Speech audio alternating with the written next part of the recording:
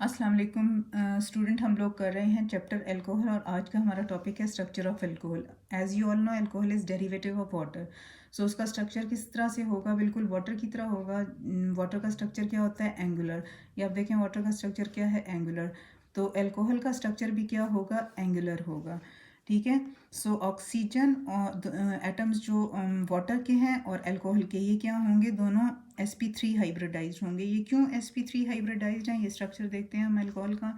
So oxygen atom जो है इसको सराउंड कर रहे हैं 4 इलेक्ट्रॉन पेयर्स। तो इनमें से ये 2 इलेक्ट्रॉन पेयर्स क्या हैं? ये लोन पेयर ऑफ इलेक्ट्रॉन हैं जो कि बॉन्डिंग में हिस्सा नहीं ले रहे। ठीक है। सो यहाँ पे आप देखें ये दोनों क्या हैं? Lone pairs. तो ये दोनों लोन पेयर्स हैं, ये बॉन्डिंग में हिस्सा नहीं ले रहे। और बाकी 2 जो इलेक्ट्रॉन पेयर्स हैं ये कौन से हैं? Bonding electron pairs. तो टोटल कितने इलेक्ट्रॉन पेयर्स हो गए? 4। 2 लोन पेयर्स ऑफ इलेक्ट्रॉन और 2 बॉन्डिंग पेयर्स ऑफ इलेक्ट्रॉन। तो टोटल 4 हो गए। तो स्टीरिक नंबर जिस एटम का 4 होता है, ये स्टीरिक नंबर क्या हो गया? 4। तो स्टीरिक नंबर ऑक्सीजन का 4 है, इसलिए ये क्या है? sp3 हाइब्रिडाइज्ड है। अच्छा, sp3 हाइब्रिडाइजेशन जिन मॉलिक्यूल में होती है उनकी ज्योमेट्री क्या होती है? टेट्राहीड्रल ज्योमेट्री होती है। और जो बॉन्ड एंगल उनका होता है वो क्या होता है? आइडियल बॉन्ड एंगल टेट्राहीड्रल क्या होता है? 109.5। लेकिन हम वाटर में देखें तो ये बॉन्ड एंगल जो है ये कम है, 104.5 है। उसकी रीज़न क्या है? क्योंकि लोन पेयर ऑफ इलेक्ट्रॉन जो होंगे ये बॉन्डिंग इलेक्ट्रॉन पेयर को पुश करते हैं, तो ये बॉन्ड एंगल कम होकर 104.5 हो जाता है। और अल्कोहल में देखें तो यही बॉन्ड एंगल जो है ये 108.9 है, जो कि ज़्यादा है वाटर से। उसकी क्या रीज़न है? क्योंकि अल्कोहल में आप देखें कि इस हाइड्रोजन को, वाटर के इस हाइड्रोजन को रिप्लेस करता है आर ग्रुप। और आर ग्रुप का साइज़ क्या होता है? बड़ा होता है। ये खुद स्पेस ऑक्यूपाई करते हैं। तो जब लोन पेयर्स रिपेल करते हैं बॉन्डिंग पेयर्स को, तो ये एक हद तक रिपेल होते हैं। पुश जब करेंगे तो एक हद तक ये नीचे आएंगे, बॉन्ड एंगल 109.5 से रिड्यूस होगा। उसके बाद क्योंकि ये खुद बड़ा ग्रुप है, स्पेस ऑक्यूपाई करता है, उसके बाद ये फर्दर पुश नहीं होगा, फर्दर रिड्यूस नहीं होगा bond angle. So bond angle alcohols में क्या होता है? 108.9, वाटर से कम होता है। अच्छा, अब हम एक मॉलिक्यूल लेते हैं और उसको स्टडी करते हैं। मेथनॉल लेते हैं। मेथनॉल को आप देखें तो मेथनॉल में कार्बन एटम जो है ये सिंगल बॉन्ड बना रहा है इन तीनों हाइड्रोजन के साथ, और दूसरी तरफ ये बॉन्ड बना रहा है, सिंगल बॉन्ड बना रहा है ऑक्सीजन के साथ। तो इट मीन्स कि 1 2 3 4 एटम सराउंड कर रहे हैं इसको। तो इसका मतलब है इसमें कौन सी हाइब्रिडाइजेशन होगी? स्टीरिक नंबर इसका 4 है और इसमें sp3 हाइब्रिडाइजेशन होगी। और ऑक्सीजन हम ऊपर पढ़ चुके हैं कि ऑक्सीजन अल्कोहल का क्या होता है? sp3 हाइब्रिडाइज्ड होता है। और ये फिर बॉन्ड बना रहा है हाइड्रोजन के साथ। तो CO बॉन्ड जो बनता है, CO बॉन्ड, ये किस ओवरलैप से बनता है? ये सिग्मा बॉन्ड होता है। और ये किस ओवरलैप से बनता है? कि कार्बन का sp3 हाइब्रिड ऑर्बिटल और ऑक्सीजन का sp3 हाइब्रिड ऑर्बिटल, ये दोनों ऑर्बिटल्स जो होते हैं ये ओवरलैप करते हैं और क्या बनाते हैं? सिग्मा बॉन्ड बनाते हैं। इस बॉन्ड की बॉन्ड लेंथ 1.51 एंगस्ट्रॉन्ग होती है। दूसरा जो बॉन्ड है OH बॉन्ड, ये ऑक्सीजन और हाइड्रोजन के दरमियान जो बन रहा है, तो ये किस ओवरलैप से बनता है? ये sp3 ऑर्बिटल होगा ऑक्सीजन का और s ऑर्बिटल होगा हाइड्रोजन का। तो इस ये sp3s ओवरलैप से बनता है। सो क्योंकि यहाँ पे s ऑर्बिटल जो है ये इन्वॉल्व है बॉन्डिंग ओवरलैपिंग में, सो यहाँ पे बॉन्ड लेंथ आप देखें 1.41 एंगस्ट्रॉन्ग है। ये बॉन्ड थोड़ा सा छोटा है। Hopefully you understood the structure of alcohol. Now next topic is acidity of alcohols. तो एसिडिटी ऑफ एल्कोहल्स जो है ये हम स्टडी करते हैं। एल्कोहल्स की नेचर क्या होती है? एसिडिक होती है। और ये क्यों एसिडिक होती है? क्योंकि इनका जो OH बॉन्ड है ये पोलर होता है। वो इस वजह से क्योंकि the electronegativity of oxygen is higher than hydrogen. So इस इलेक्ट्रॉन पेयर को, जो ये बॉन्डेड इलेक्ट्रॉन पेयर है, इसको कौन अपनी तरफ ज़्यादा अट्रैक्ट करेगा? ऑक्सीजन करेगा। As a result there is partial negative charge on oxygen and partial positive charge on hydrogen. ठीक है। सो अब ये हाइड्रोजन जो है ये अगर किसी ऐसे रिएक्टेंट के साथ, जैसे किसी स्ट्रॉन्ग बेस के साथ, वेरी स्ट्रॉन्ग बेस के साथ रिएक्ट करेगा, तो ये as a H positive ion निकल सकता है। मीन्स के एल्कोहल्स जो हैं ये रिलीज़ कर सकते हैं H पॉजिटिव आयन को, और इनकी नेचर क्या होती है? एसिडिक होती है। अब हम कंपेयर करते हैं। हम ये कहते हैं, बुक में ये लिखा है पॉइंट, कि alcohols are acidic in nature but less acidic than water, क्योंकि दोनों का स्ट्रक्चर एक जैसा है तो एसिडिटी भी तो एक जैसी होती, लेकिन एसिडिटी इनकी जो एसिडिक स्ट्रेंथ है वो एक जैसी नहीं है। क्यों? अब देखें यहाँ पे पार्शियल आयनाइज करेगा एल्कोहल तो क्या देगा, एल्कोक्साइड आयन देगा और क्या देगा, एच पॉजिटिव आयन। ठीक है, और वाटर जब पार्शियली आयनाइज करता है तो ये क्या, क्योंकि दोनों वीक है ना, तो ये क्या देगा, एच पॉजिटिव आयन, और ये क्या देगा, O H negative ion. So partial ionization होगी क्योंकि दोनों वीक एसिड है, लेकिन ज़्यादा वीक कौन सा है वो हम कंपेयर करते हैं उनकी पी के ए वैल्यूज़ को या के ए वैल्यूज़ को। तो पी के ए वैल्यूज़ को अगर आप देखें तो जितनी कम होती है पी के ए वैल्यू वो चीज़ उतनी स्ट्रॉन्ग एसिड होती है। दोबारा इस पॉइंट को सुने, अगर पी के ए वैल्यू क्या हो, कम हो, तो वो चीज़ वो सब्सटेंस क्या होता है, स्ट्रॉन्ग एसिड होता है, और अगर पी के ए वैल्यू ज़्यादा हो तो वो सब्सटेंस क्या होगा, वीक एसिड होगा। इसके लिए हम ये एक कंपैरिजन भी देख लेते हैं, एक ऑर्डर भी देख लेते हैं हम पी के वैल्यूज़ का। देखें यहाँ पे कुछ ऑर्गेनिक कंपाउंड्स हैं, जैसे कार्बोक्सिलिक एसिड ग्रुप है, फिर वाटर है, वाटर तो खैर ऑर्गेनिक नहीं है लेकिन फिर भी इस लिस्ट में हमने रखा हुआ है इसको।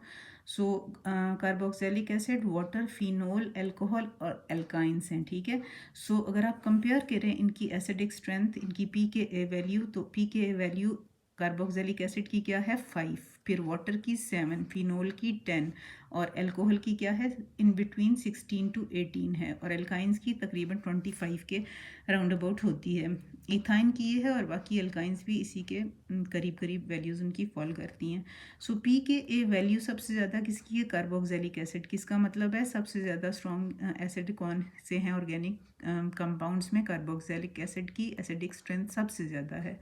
फिर उसके बाद क्या है, वाटर की है, फिर फिनोल की है, और फिर किसकी है, अल्कोहल की, और फिर एल्काइंस की। सो हम यहाँ पे स्टडी कर रहे हैं वाटर और अल्कोहल को कंपेयर कर रहे हैं। तो वाटर देखें 7 है, तो इसका मतलब है water as compare to alcohol ज़्यादा एसिडिक है। ठीक है, ये पॉइंट क्लियर हो गया। अब ये इसकी वजह क्या है कि अल्कोहल्स क्यों जो हैं वो स्ट्रक्चर वाटर का और अल्कोहल का एक जैसा है, लेकिन इनके इन अल्कोहल्स की एसिडिटी क्यों कम है वाटर के कंपैरिजन में। तो इसको हम देखते हैं, ये देखें वाटर का अल्कोहल का स्ट्रक्चर देखें यहाँ पे। अब यहाँ पे देखें कि ऑक्सीजन के साथ यहाँ पे क्या बॉन्डेड है, एक तरफ तो ऑक्सीजन के साथ हाइड्रोजन है, लेकिन दूसरी तरफ यहाँ पे क्या है, एल्काइल ग्रुप बॉन्डेड है। एल्काइल ग्रुप क्या होता है, इलेक्ट्रॉन रिलीजिंग ग्रुप या इलेक्ट्रॉन डोनेटिंग ग्रुप। तो ये जब इलेक्ट्रॉन, ऑक्सीजन क्योंकि इलेक्ट्रोनेगेटिव है, सो ये क्या करेगा, ये खींचेगा इसको इलेक्ट्रॉन को ज़्यादा, और ये भी इलेक्ट्रॉन डोनेटिंग है, ये जल्दी रिलीज़ करेगा इलेक्ट्रॉन। तो ये क्या हो जाएगा, ऑक्सीजन क्या हो जाएगा, नेगेटिव हो जाएगा। ऑक्सीजन जब मोर नेगेटिव हो जाएगा तो क्या करेगा, ज़्यादा स्ट्रांगली अट्रैक्ट करेगा इस हाइड्रोजन को। ये आप कह सकते हैं हाइड्रोजन ज़्यादा पॉजिटिव हो जाएगा, क्योंकि इस इलेक्ट्रॉन पेयर को भी क्या करेगा, ज़्यादा अपनी तरफ खींचेगा। एज अ रिजल्ट हाइड्रोजन क्या हो जाएगा, मोर पॉजिटिव हो जाएगा। ठीक है, सो ये बॉन्ड ज़्यादा स्ट्रॉन्ग हो जाएगा। जब स्ट्रॉन्ग हो जाएगा तो हाइड्रोजन का as a H positive ion release होना क्या हो जाएगा, डिफ़िकल्ट हो जाएगा। मीन्स के ROH में H पॉजिटिव आयन मुश्किल से रिलीज़ होगा। जबकि अगर आप देखें वाटर के अंदर, तो वाटर में यहाँ पे R के बजाय यहाँ पे क्या है, H है। सो H कोई इतना फ़र्क नहीं डालता, सो यहाँ पे आसानी से ये रिलीज़ हो जाएगा। सो अगर इन दोनों का कंपैरिजन करें तो फिर ये क्या है, अल्कोहल्स लेस एसिडिक होते हैं एज़ कम्पेयर टू वाटर। अच्छा, अब हम देखते हैं कि अगर R ग्रुप्स यानी इलेक्ट्रॉन रिलीजिंग ग्रुप्स ज़्यादा हो जाएं, number of electron releasing groups अगर ज़्यादा बढ़ता जाता है अल्कोहल्स में, तो एसिडिक स्ट्रेंथ पे क्या फ़र्क पड़ता है, तो एसिडिक स्ट्रेंथ क्या होती है, कम होती जाती है। ये देखें ये कैसा अल्कोहल है, प्राइमरी ग्रुप, प्राइमरी अल्कोहल है। तो यहाँ पे एक एल्काइल ग्रुप लगा हुआ है, ये इलेक्ट्रॉन रिलीज़ करेगा तो ये नेगेटिव होगा ऑक्सीजन, और ये क्या हो जाएगा, मोर पॉजिटिव, और इसका रिमूवल क्या हो जाएगा, ये बॉन्ड ज़्यादा स्ट्रेंथन हो जाएगा, OH बॉन्ड, तो इसका रिमूवल मुश्किल हो जाएगा। लेकिन यहाँ पे 2 R ग्रुप्स जब होंगे तो फिर क्या हो जाएगा, ये बॉन्ड और भी ज़्यादा क्या हो जाएगा, स्ट्रेंथन हो जाएगा। ऑक्सीजन ज़्यादा नेगेटिव हो जाएगा, हाइड्रोजन ज़्यादा पॉजिटिव हो जाएगा, ये बॉन्ड ज़्यादा स्ट्रॉन्गर होगा, और इसका removal as H positive ion ज़्यादा मुश्किल हो जाएगा। और इसी तरह से आप देखें टर्शरी अल्कोहल में, तो टर्शरी अल्कोहल में 1, 2, 3 एल्काइल ग्रुप्स लगे हैं, तो यहाँ पे और भी मुश्किल से ये H रिलीज़ होगा, H पॉजिटिव आयन। इसका मतलब है कि प्राइमरी अल्कोहल्स, अगर इन तीनों अल्कोहल्स को प्राइमरी, सेकेंडरी, टर्शरी अल्कोहल को हम कंपेयर करें, तो प्राइमरी अल्कोहल्स क्या होते हैं, ये स्ट्रॉन्गर, इनकी एसिडिक स्ट्रेंथ ज़्यादा होती है इन दोनों के कंपैरिजन में। ठीक है। अच्छा, अब अगर इलेक्ट्रॉन विदड्रॉइंग ग्रुप्स लगे हुए हैं एल्कोहल्स में, तो उसका क्या फ़र्क पड़ता है एल्कोहल की एसिडिक स्ट्रेंथ पे। तो अगर इलेक्ट्रॉन विदड्रॉइंग ग्रुप्स लगे हों तो फिर क्या हो जाती है, एसिडिक स्ट्रेंथ अल्कोहल्स की इंक्रीज़ हो जाती है। ठीक है, जैसे देखें यहाँ पे हमने हैलोजेंस लगाए हुए हैं, यहाँ पे इधर फ्लोरीन है, ब्रोमीन है। अब फ्लोरीन की इलेक्ट्रोनेगेटिविटी ज़्यादा है, सो ज़्यादा इस इलेक्ट्रॉन पेयर को अपनी तरफ खींचेगा, उसका असर यहाँ पे भी पड़ेगा। ठीक है, सो यहाँ से भी ये अब ऑक्सीजन क्या हो जाएगा, ये यहाँ से ये सारे इलेक्ट्रॉन्स कौन खींच रहा है, फ्लोरीन अपनी तरफ लेके जा रहा है, क्योंकि इलेक्ट्रॉन विदड्रॉइंग है। यहाँ से भी इसका असर यहाँ पे भी पड़ेगा, इधर से भी इलेक्ट्रॉन विदड्रॉ होंगे और फ्लोरीन की तरफ जाएंगे। ठीक है, तो ये ऑक्सीजन क्या हो जाएगी, ये ऑक्सीजन क्या हो जाएगी, लेस नेगेटिव। जब ये लेस नेगेटिव हो जाएगी तो क्या हो जाएगा, ये बॉन्ड जो होगा इसके अंदर जो इलेक्ट्रॉन्स हैं उनको खींचना ये कम करेगी, तो एज अ रिज़ल्ट हाइड्रोजन भी क्या हो जाएगा, लेस पॉजिटिव हो जाएगा। यानी ये बॉन्ड, आप ये भी कह सकते हैं दूसरे वर्ड्स में कि ये बॉन्ड क्या हो जाएगा, ये थोड़ा कमज़ोर हो जाएगा। तो अब इस हाइड्रोजन का रिमूवल क्या हो जाएगा, आसान हो जाएगा। और अगर यहाँ पे देखें तो इसकी इलेक्ट्रोनेगेटिविटी कम है, ये थोड़ा वीकर इलेक्ट्रॉन विदड्रॉइंग ग्रुप आप कह सकते हैं कि है, तो फिर यहाँ पे इसका रिमूवल क्या हो जाएगा, इसका रिमूवल थोड़ा मुश्किल होगा, क्योंकि यहाँ पे ये बॉन्ड को इतना वीक नहीं करेगा, यानी इलेक्ट्रॉन जो खींचेगा इतने ज़्यादा नहीं खींचेगा जितना फ्लोरीन अपनी तरफ खींच रहा था इलेक्ट्रॉन्स को। इसी तरह से ब्रोमीन की इलेक्ट्रोनेगेटिविटी और भी ज़्यादा कम है, तो ब्रोमीन क्या हो जाएगा, ब्रोमीन फ्लोरीन के मुकाबले में और भी ज़्यादा क्या हो जाएगा, कम खींचेगा इन इलेक्ट्रॉन्स को अपनी तरफ, विदड्रॉ कम करेगा। तो ये बॉन्ड की जो स्ट्रेंथ होगी इस पर कम फ़र्क पड़ेगा, यानी एच का रिमूवल क्या हो जाएगा, और भी ज़्यादा क्या हो जाएगा, ये वीकर एसिड हो जाएगा। तो सबसे आसानी से एच पॉजिटिव आयन कहाँ से निकलेगा, जहाँ पे ज़्यादा स्ट्रॉन्ग इलेक्ट्रॉन विदड्रॉइंग ग्रुप लगा होगा। ये पॉइंट क्लियर हुआ। सो जितना स्ट्रॉन्गर इलेक्ट्रॉन विदड्रॉइंग ग्रुप लगा होगा उतना ज़्यादा वो एसिड क्या हो, वो एल्कोहल क्या होगा, उसकी नेचर क्या होगी, उसकी एसिडिक स्ट्रेंथ क्या होगी, ज़्यादा होगी as compare to that alcohol which has weaker electron withdrawing group. Is this clear, is this point clear. अच्छा, उससे अगला पॉइंट है फिर कि क्योंकि अल्कोहल्स जो होते हैं ये वीकली क्या होते हैं, एसिडिक होते हैं।